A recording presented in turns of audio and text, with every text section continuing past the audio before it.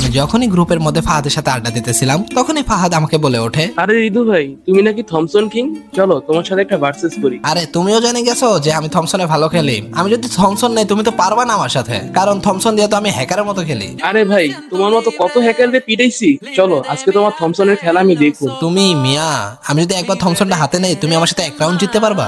আরে রিদু ভাই, চাপা নামে না, চলো একটা কাস্টম খেলি। কাস্টম খেললেই দেখা যাবে তুমি কত ভালো খেলো। আরে ফাহাদ, তোমারে বুঝাইলাম, বুঝলা না? চলো কাস্টমে তোমার গিয়ে মাইর দিয়ে বুঝাইতে হইব।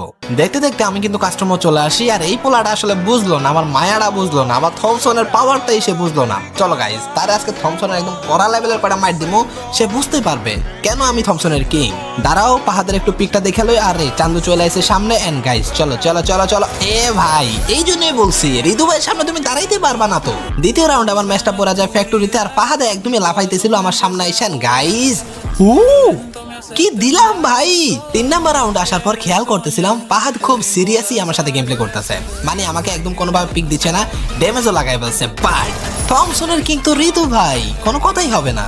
4 নাম্বার রাউন্ডে এসে আমি আরো বেশি সিরিয়াস হয়ে যাই, কারণ আমি ওরে 0-4 দিতে চাইতেছিলাম, আর ওই ভালো একটা ড্যামেজ খাই গেছিল।